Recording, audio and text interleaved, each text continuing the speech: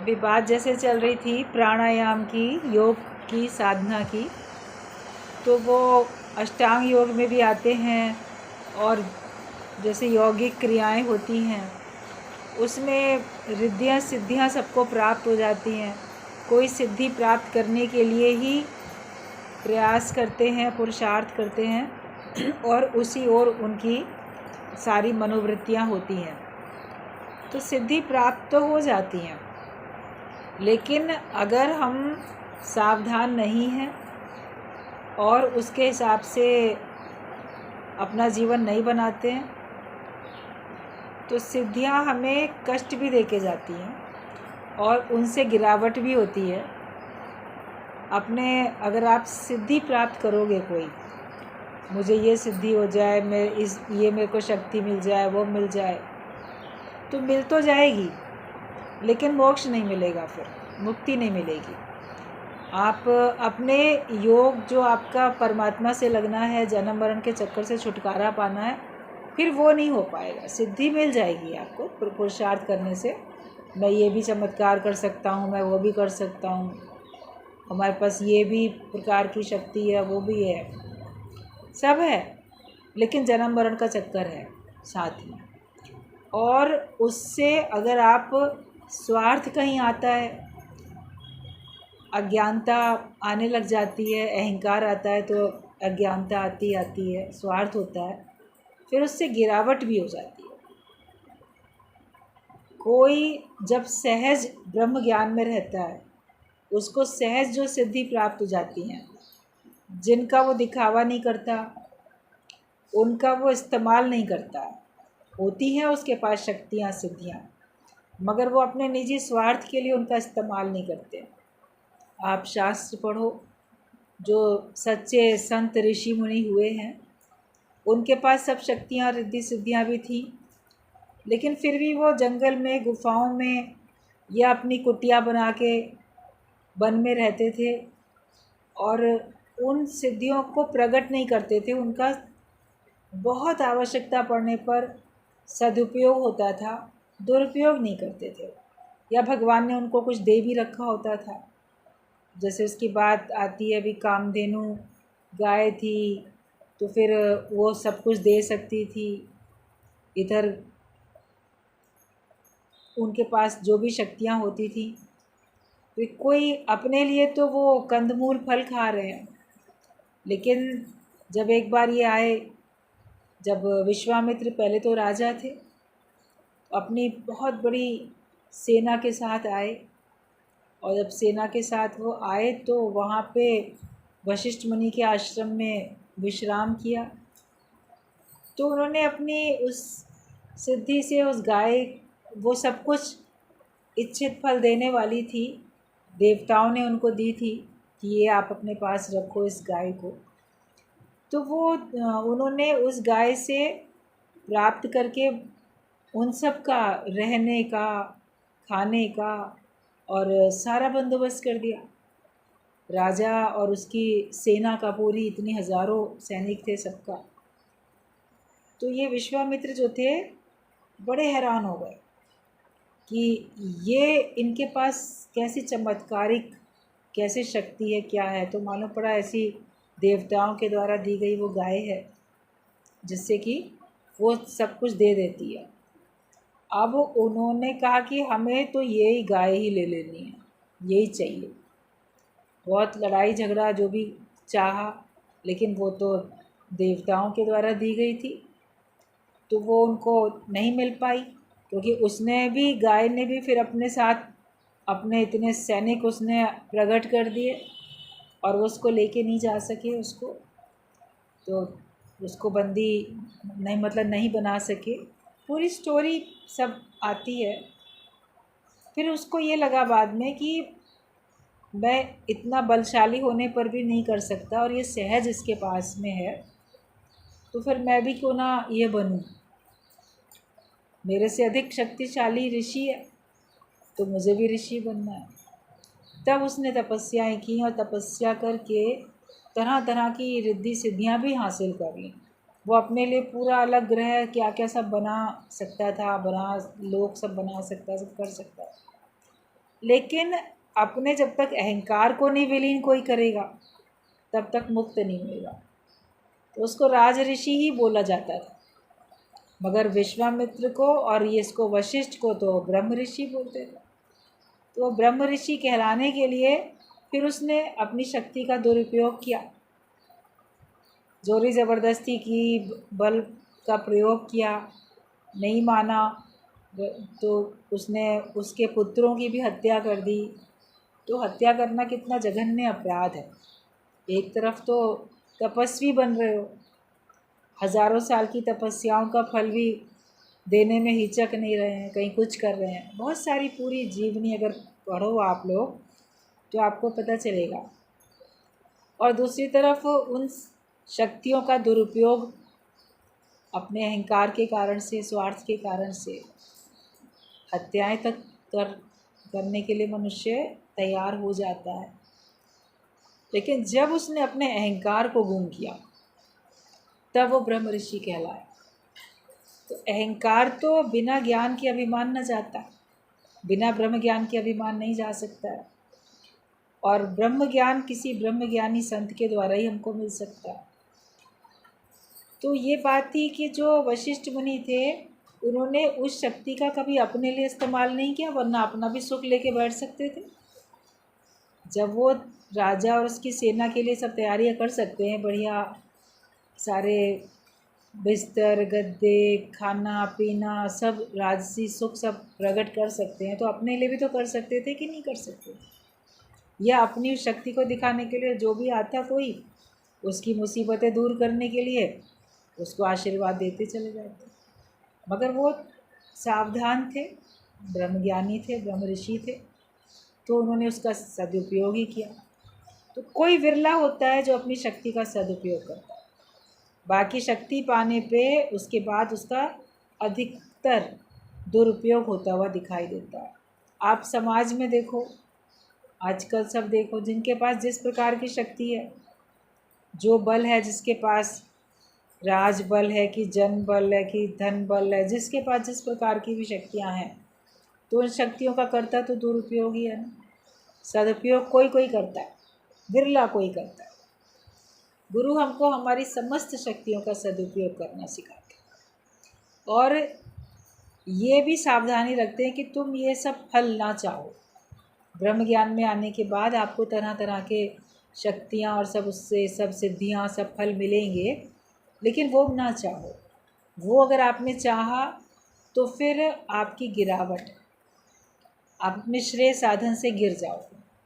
तो कभी भी जैसे योग साधना की बात चलती है या और रिद्धि सिद्धियों की बात चलती है कि कोई पानी में चल सकता है, कोई हवा में उड़ सकता है, कोई अपने को अदृश्य कर सकता है, कोई दूर की चीज़ को सुन सकता है, कोई बता सकता है, कोई तीनों कालों को जान सकता है, त्रिकालदर्शी है, कोई कुछ, किसी का बोलना जो बोलता है वो सही हो जाता है। तो वो सब देख के चाह मत कर लेना कि हमको भी इतनी शक्तियाँ प्राप्त हो जाए। मन है ना, आकर्षित होता है जब कुछ रोचक वचन सुनेगा या जिससे बड़ा सुख मिलता है, ऐसा कुछ सुनेगा या जिससे बड़ी मेरी यश कीर्ति होगी, नाम होगा, तो वही चीज़ पाना चाहता है। ज्ञानवान कोई चीज़ पाना नहीं चाहता है, क्योंकि उसको एक ही चीज़ की लगन है कि मुझे मुक्त होना है। वो सिर्फ परमात्मा को पाना चाहता है और परमात्मा को पाने के लिए वो अपने को गुम करता है। बीज अपने को गुम करता है तो वृक्ष के रूप में प्रकट होता है। दे अपने को गवा के तुमको पाओ। जब हम अपने को गवाएंगे तब हम भगवान को पाएंगे, और भगवान को पाके अपने को गवाएं। तो हम सत्संग में आते हैं, हमको लगता है कि हमें भगवान मिल रहे हैं, हमें सब ज्ञान मिल रहा है, तो फिर हम अपने को गुम करते जाते हैं ना, प्रेम में अपने को गुम करते जाते हैं। और अपने को जितना गुम करते हैं उतना परमात्मा हमको मिलता जाता है। अरस परस बात होती है कि अपने को गंवा के भगवान को पाते हैं, भगवान को पाने के लिए हमको अपने को गंवाना है, अपने को मिटाना है, बी नथिंग होके रहना। कुछ बन के नहीं बैठो, कुछ इस प्रकार से सांसारिक रिद्धियाँ सिद्धियाँ भी प्राप्त करने की कभी कोशिश नहीं करना। जो बातें अगर पॉइंट्स बताए भी जाते हैं तो केवल आपके ज्ञान को बढ़ाने के लिए, आपको ऑलराउंडर बनाने के लिए, नॉलेज के लिए। लेकिन जो कुछ ऐसे होता है, सुनाया जाता है प्राणायाम या और प्रकार की रिद्धियाँ सिद्धियों के बारे में, तो इसका ये मतलब नहीं है कि आप लोग सत्संग में आके जो बैठे हो कि आप लोग को वो चीज़ प्राप्त करनी है, इसीलिए बताया जा रहा है। आपको हर चीज़ की जानकारी होनी चाहिए, जानकारी के लिए बात बताई जाती है। तो बहुत डिटेल इसीलिए नहीं बताई जाएगी। जैसे बात चल रही थी कि अष्ट सिद्धि अर्थात अनेक दिव्य ऐश्वर्य और अलौकिक विभूतियाँ प्राप्त हो जाती हैं। तो जो अष्ट सिद्धियाँ होती हैं उनके नाम हैं और उनके नाम की डिटेल भी है। अभी आज उसकी डिटेल में नहीं जाएंगे, कभी सहज में होगा तो डिटेल भी बताई जा सकती है।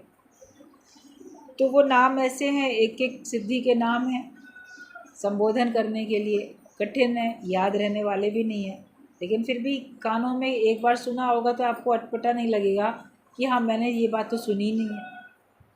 जैसे एक बार कोई था तो वो किसी सेठ के घर में ऐसे पहुंच गया उधर, तो उसकी पत्नी तो सत्संग में आती थी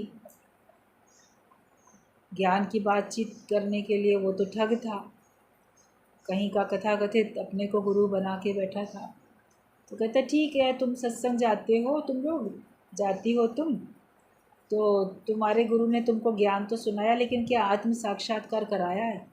अब सत्संग में आत्म साक्षात्कार की ऐसे सच बात नहीं भी मतलब ध्यान दे के या बहुत ज़्यादा ऐसे बताई जाती है।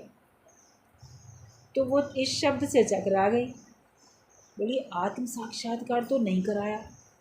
बोला देखा, वो तो बातें ही बताते हैं, जीवन जीने की कला या घर में कैसे व्यवहार कैसे ठीक से करो, सुख कैसे मिल जाए, लेकिन आत्म साक्षात्कार एक अलग चीज़ होती है, वो मैं तुम्हें करूँगा। तो उसने उसको बातों में ले लिया था और उनके ही घर में ठहर गया आके वो, और अब आँख बंद करो, अब ध्यान लगाओ, अब ये करो वो करो, तुम्हें आत्म साक्षात्कार हो जाएगा। तो वो इसी चक्कर में पड़ गई। तो जो बाकी लोग थे उनको लगा अच्छे खासे सत्संग में ये आती थी, अब सत्संग में भी नहीं आती है, पता नहीं किस चक्कर में पड़ गई है। उन्होंने फिर लेटर लिखा गीता भगवान को, शिकायत की कि ऐसे ऐसे है और वो तो अब सत्संग में भी नहीं आती और पता नहीं किस चक्कर में पड़ गई है, ये बात है वो बात।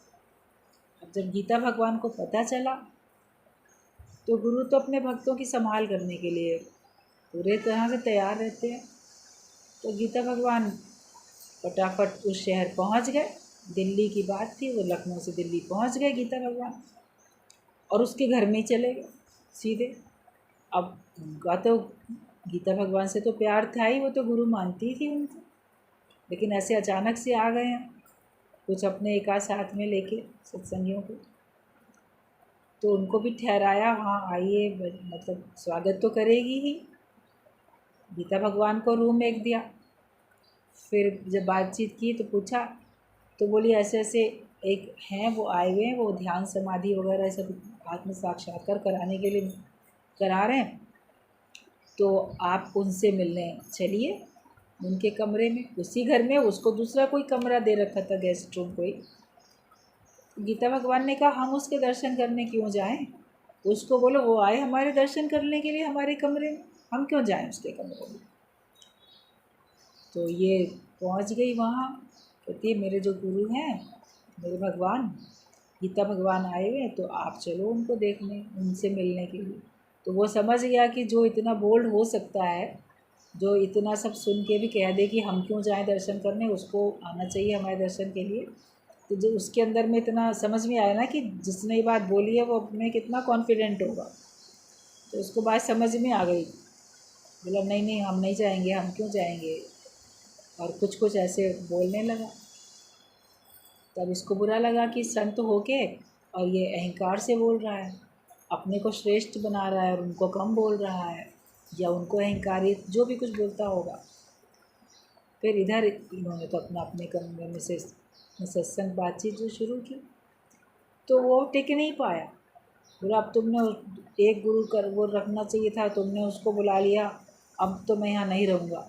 क्योंकि वो जानता था कि अगर वो वहाँ रुका और बातचीत हुई तो उसकी सारी पोल पट्टी खुलेगी कि वो अंदर से तो कुछ भी नहीं है, ठग है, और बातों में इस तरह से लोगों को करता है।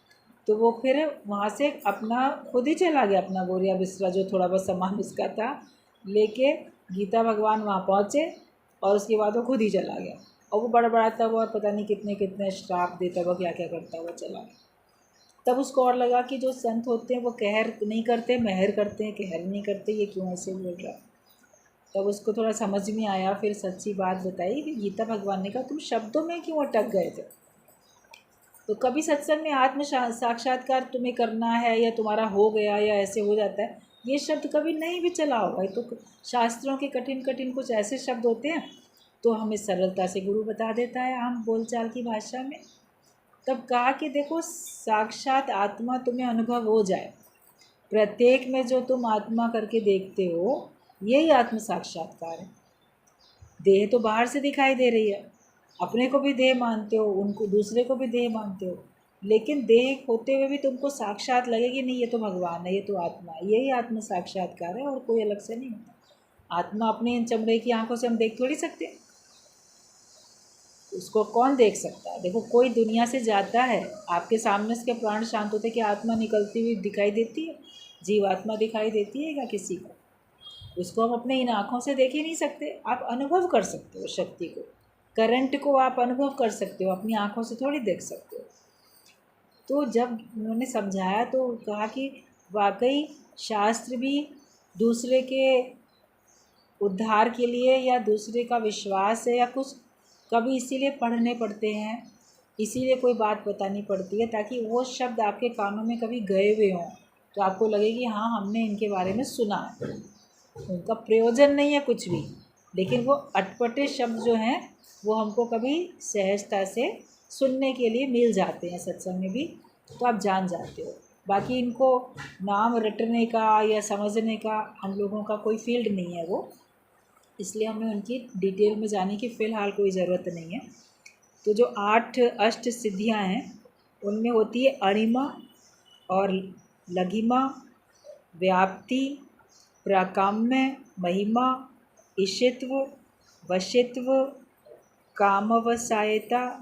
ये योग शास्त्र के मतानुसार यही अष्ट सिद्धियाँ हैं। अब इनकी डिटेल कभी सहज में होगी तो ज़रूर बताएंगे, इस समय कोई ज़रूरत नहीं। तो योग साधन की सर्वोच्च अवस्था निर्विकल्प या सविकल्प समाधि की प्राप्ति के मार्ग में ये सब विभूतियाँ या अष्ट सिद्धियाँ भयंकर प्रलोभन स्वरूपी और अंतराय है। जो भी अष्ट सिद्धियाँ भी नाम जो बताए गए आप लोगों को, इसके अतिरिक्त भी जो भी आपको शक्तियाँ सिद्धियाँ प्राप्त हो जाती हैं अगर योग साधना करते समय, तो वो जो योग की सर्वोच्च अवस्था है निर्विकल्प समाधि, जिसमें कोई संकल्प विकल्प नहीं चलता, निर्विचार अवस्था, जो सबसे उच्च कोटि की हमारी स्थिति होती है, उसमें या चाहे सविकल्प समाधि हो, तो उसके प्राप्ति के मार्ग में ये सारी विभूतियाँ और अष्ट सिद्धियाँ ये सब भयंकर प्रलोभनकारी, अगर ये सब आएंगी आपके सामने तो ये भी एक तरीके से आकर्षण का केंद्र है, जो कि आपको आकर्षित करेंगी और विघ्न डालने के लिए आती है। कभी तो कोई मुसीबत आती है आपको विघ्न डालती है, कोई आपके पास कष्ट आता है वो आपको विघ्न डालता है, दुख आपको कष्ट देता है विघ्न डालता है, तो सुख भी तो कष्ट देता है विघ्न डालता है, क्योंकि सुख में भी तो तुम अटक जाते हो और सुख में अटक के आप अपने लक्ष्य से भटक जाते हो। तो इसलिए अगर रिद्धि सिद्धि प्राप्त होती भी है तो वो बहुत ज़्यादा आपको अपनी ओर आकर्षित करने वाली होती है, प्रलोभन, आपको लोभ लालच आता है।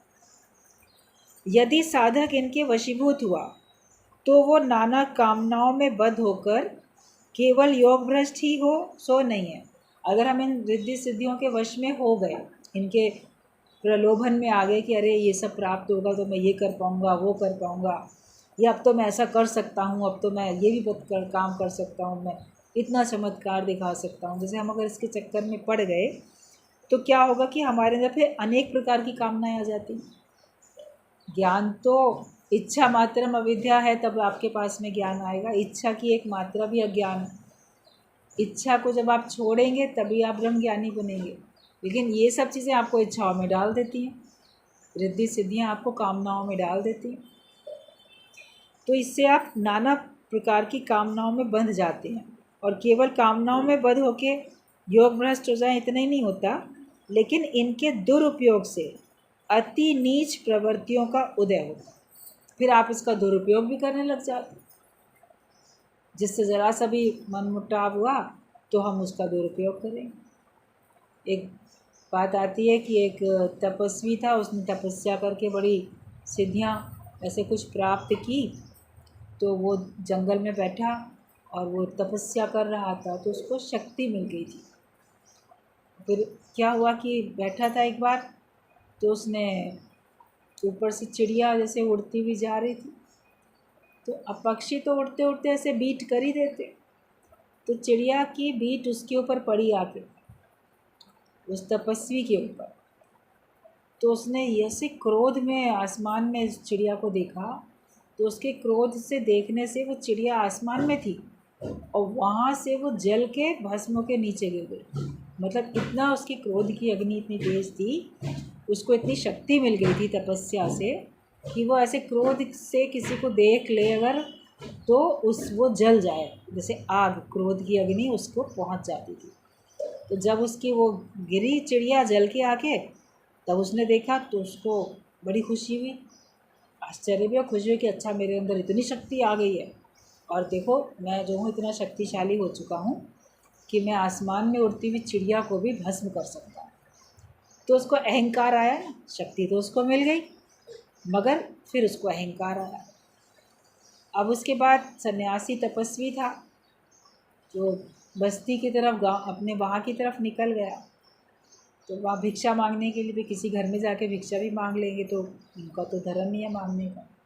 तो जब उसने एक आवाज़ लगाई किसी घर के सामने, तो जो घर की जो स्त्री थी उसका पति था बहुत बीमार, और वो उस समय अपने पति को कुछ दवाई वगैरह दे रही थी, और दवाई देने से पहले कुछ खिला के तब दवाई देंगे, उसका टाइम हो गया था।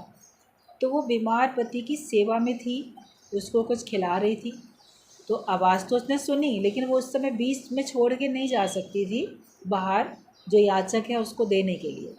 तो उसने पहले उसको जो खिलाना था वो खिलाया, उसको दवाई पिलाई अपने पति को, और उसके बाद वो बाहर आई। तो उतनी देर तो उसको इंतज़ार करना पड़ा, आवाज़ लगा के 2 बार 3 बार आवाज़ लगा के, उससे ज़्यादा आवाज़ लगा नहीं सकते।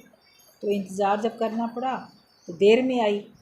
तो जैसे वो देर में आई तो फिर इसने बड़े क्रोध से उस महिला को भी देखा कि इसकी ये हिम्मत, मैं संत आवाज़ लगा रहा हूँ इतनी देर में आ रही। तो उसने बड़ा क्रोध से उस महिला को देखा कि इतना कोई संत दरवाजे पे खड़ा है तो क्या इतनी देर उसको इंतज़ार कराना चाहिए।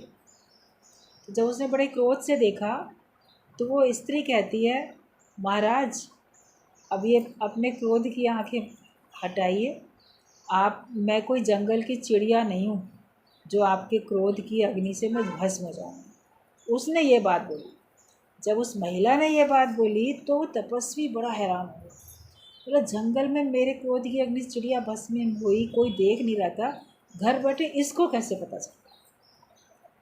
बोला कि अरे तुम्हें कैसे पता चल गया, मतलब तुम मेरे से भी ज़्यादा शक्तिशाली हो, तुमको इतनी तुम त्रिकालदर्शी हो, तुमने कौन सी शक्ति कैसे प्राप्त कर ली है।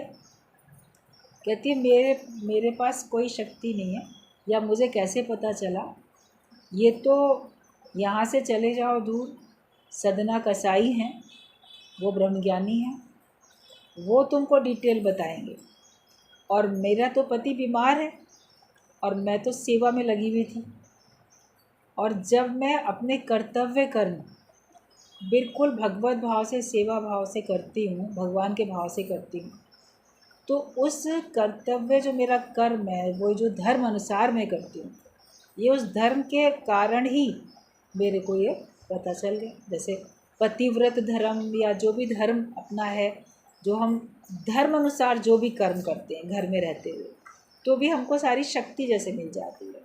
और ये तो बाकी तो जाके उनसे पूछो। अब उसके पास और एक ये आया कि देखो घर में रहते हुए बिल्कुल भगवान के भाव से अगर कोई कर्तव्य कर्म करता है, धर्म अनुसार करता है, तो उसको भी शक्तियाँ प्राप्त हो जाती हैं। वो जान जाता है, उसको भी ऐसा अंतर्यामी हो जाता है। और ये कसाई का नाम ले रही है, तो एक तो कसाई का काम करने वाला है, वो तो पशुओं का वध करके तब तो उनका मांस बेचेगा ना, तो वो कैसे इतना सिद्धि को प्राप्त हो सकता है। तो उसको जो वो अपने ऊपर अहंकार आया था वो ख़त्म हो गया। बोला मैं अपने को ही जंगल में रह के बड़ा तपस्वी समझता था, लेकिन ये घर में रह के मेरे से अधिक तपस्वी है, और वो कैसा कार्य करते हुए भी तपस्वी है। तो वो उसको प्रणाम करके महिला को वो सदना कसाई के पास चला गया।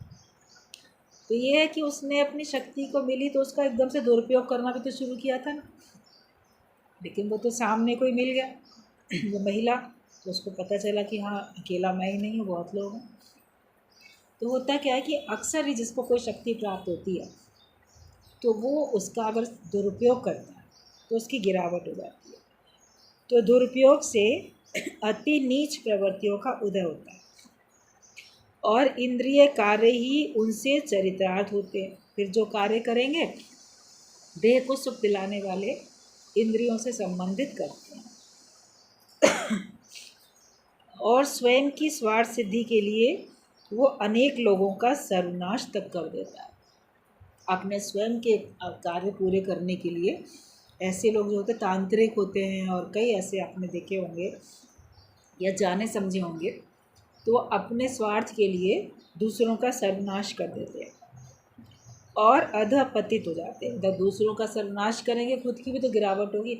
आज किसी को मान लो कोई शक्ति मिल जाए, कोई भी चमत्कारिक उसको ऐसी शक्ति मिल जाए जिसके उपयोग से वो किसी की बुद्धि फेर सकता है, जादू टोना, कोई बुद्धि तंत्र मंत्र, किसी की बुद्धि फेर के अपने स्वार्थ के लिए उसका सब कुछ लूट सकता है मान लो, तो उसने किया तो उसका दुरुपयोग। अभी हिप्नोटाइज करके ही लोग वाग ले लेते हैं, जेवर उतरवा लिए, कहीं कुछ कर लिया, आप देखते ही रहते हो। तो ये दुरुपयोग ही तो हो रहा है इस चीज़ का। या किसी के पास और कोई शक्ति आई, किस दूसरे का जीवन बर्बाद कर दिया, दूसरे का घर बर्बाद कर दिया, क्यों? अपने स्वार्थ के लिए। तो उस समय तो लगेगा कि हाँ इनको बड़ा सुख मिल रहा है, लेकिन इसका जो परिणाम है वो अति भयंकर होता है, और उस परिणाम के फलस्वरूप उनको एक जन्म में नहीं, जन्म जन्मांतर तक, करोड़ों जन्मों तक उनको उसका फल भुगतना पड़ता है, क्योंकि उन्होंने बेकसूर लोगों को, सरल सीधे बेकसूर लोगों को ऐसे ठगा और उनका सर्वनाश किया, दूसरे की उन्नति में बाधा डाली। कोई ज्ञान के मार्ग में आगे बढ़ता है, मान लो उसकी बुद्धि भ्रमित करके वो पतन की ओर कोई चला जाए, कोई अपने संसार में शांतिपूर्वक रह रहा है, उसके जीवन में कोई आग लगा दे, कोई परेशानी दे दे, तो इससे गिरावट होती है। तो वो शक्तियों का दुरुपयोग करने से, कि स्वयं की स्वार्थ सिद्धि के लिए वो अनेक लोगों का सर्वनाश तक करता है और अधपतित होता है।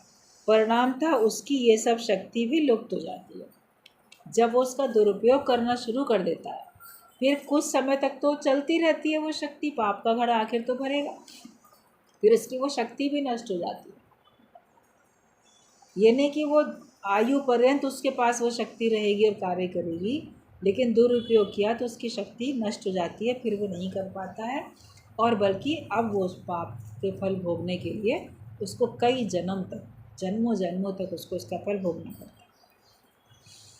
योग साधन बड़ा कठिन है, साधारण आदमियों के लिए नहीं है। विशेष करके वर्तमान परिस्थिति और अवस्था में इन सब नियमों का यथातथ्य पालन करना एक प्रकार से दुस्साध्य है। योग करना भी, उतनी शक्तियों को पाना भी आजकल के समय में बहुत कठिन है, और ये सबके लिए नहीं है, साधारण लोगों के लिए नहीं है। इससे आपको बहुत ज़्यादा नियम में बंधना पड़ता है, जो हर एक कोई कर नहीं सकता, कि ये एक प्रकार से इसको पालन करना एक प्रकार से दुस्साध्य है। जैसे सात्विक और अल्प आहार, फल मूल, कंदमूल, फल खाओ, दूध वगैरह पियो, परिमित व्यायाम और निद्रा, निर्मल वायु युक्त निर्जन स्थान, उद्वेग शून्य जीवन, सब विषयों में नियमानुवर्तिता, विशेष करके कठोर ब्रह्मचर्य रक्षा, इंद्रिय निग्रह, और योग सिद्ध गुरु के निकट निवास। जो वास्तव में ऐसा योग में सिद्ध होगा कोई गुरु, उसी के संग में रहने से तो आप सीख पाओगे, वरना अधूरे के सब पास रह के तो आप नहीं सीख सकते। इनमें से जो बातें भी बताई गई, इनमें से किसी एक का भी व्यतिक्रम होने से, मतलब कोई एक चीज़ भी अगर कम है, कि जैसे आप सात्विक आहार नहीं खाते, या आप बहुत अधिक खाते हो, अल्प आहार नहीं रहता, या जितना आपको साधन करना चाहिए उतना नहीं करते, जितना व्यायाम करना चाहिए, जितना नींद आपकी होनी चाहिए, और कैसे निर्जन स्थान हो जहाँ कोई ना हो, ऐसे बिल्कुल शांत में, और अंदर में भी उद्वेग नहीं आए, अंदर में भी विचार किसी प्रकार के आपको विचलित ना करें, और सब विषय में भी आपके जैसे कंट्रोल होना चाहिए। तो कोई भी एक चीज़ अगर नहीं रहती है तो सिद्धि लाभ दुर्लभ ही समझो। और अथवा गुरु प्रदिष्ट प्रक्रिया में कुछ भूल हो जाए या त्रुटि होने से, या किताबों में से पढ़कर अपनी बुद्धि के अनुसार अभ्यास करने से स्नायु संबंधी या हृदय यंत्र की कठिन बीमारी, यहाँ तक कि मस्तिष्क विकृत होकर मनुष्य पागल तक हो सकता है। अगर आप ऐसी सिद्धियां प्राप्त करने के लिए सब साधनाएं कर रहे हो और उसमें आपसे कोई गलती होती है, मंत्र जपने में या किसी प्रकार का कोई चीज़ करने में आपसे भूल होती है, आप गलत कर जाते हो और कोई चीज़ आपके अंदर में पूरी नहीं करते हो, तो उससे बल्कि आपके शरीर के ऊपर भी असर पड़ता है। आपको हार्ट की, आपको ब्रेन की, मस्तिष्क की कोई ना कोई ऐसी समस्याएं भी हो जाती हैं, और यहाँ तक कि मनुष्य पागल तक हो जाता है।